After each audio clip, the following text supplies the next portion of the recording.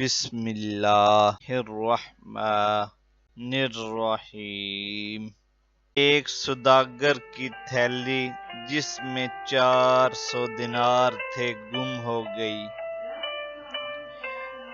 اس نے ڈھول پٹوا کر اعلان کیا کہ اس طرح کی تھیلی گم ہو گئی ہے، جس شخص کو مل جائے وہ لے آئے تو اسے 200 دینار انعام دیا جائے گا۔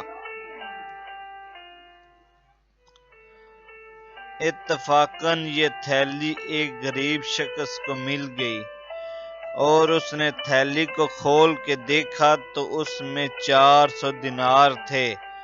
وہ بہت خوش ہوا اور ساتھ ہی اعلان سنا، جس شخص کو یہ تھیلی مل جائے وہ لے کر اس کے مالک کے پاس پہنچے تو 200 دینار انعام دیا جائے گا۔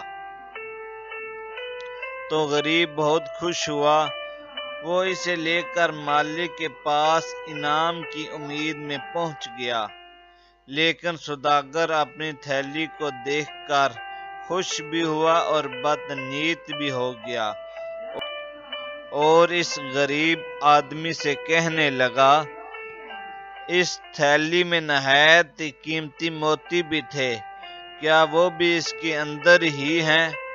وہ آدمی بڑا گھبرایا اور سمجھ گیا کہ یہ اب دھوکہ کر رہا ہے اور انعام نہ دینے کے لیے جھوٹ بولنے لگا ہے۔ اب ان دونوں میں جھگڑا شروع ہو گیا۔ آخر یہ دونوں لڑتے ہوئے فیصلے کے لیے قاضی کے پاس پہنچے۔ قاضی نے اس غریب آدمی سے موتیوں کے بارے میں پوچھا تو وہ قسم کھا کر کہنے لگا کہ تھیلی میں مجھے 400 دینار کے سوا اور کوئی چیز نہیں ملی۔ اب قاضی نے سوداگر سے پوچھا کہ بتاؤ وہ موتی کیسے تھے؟ تو سوداگر نے الٹی سیدھی باتیں کی، کچھ صحیح نہ بتا سکا۔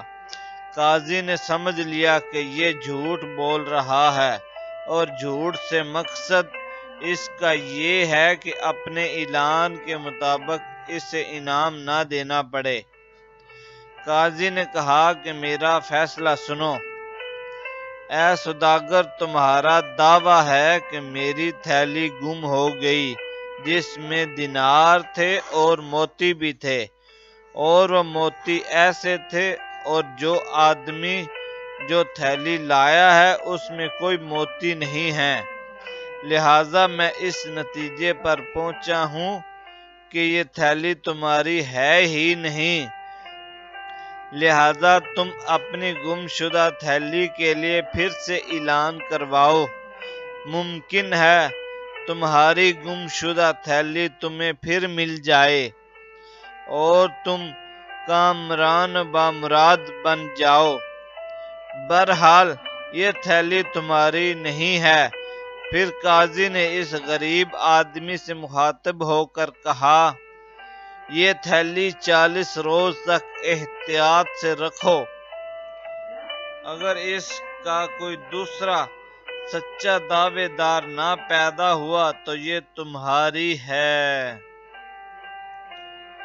سبق: جو شخص دنیا کی لالچ میں بد عہدی، بے ایمانی اور بدنیتی پر آمادہ ہو جائے وہ کبھی کامیاب نہیں ہوتا۔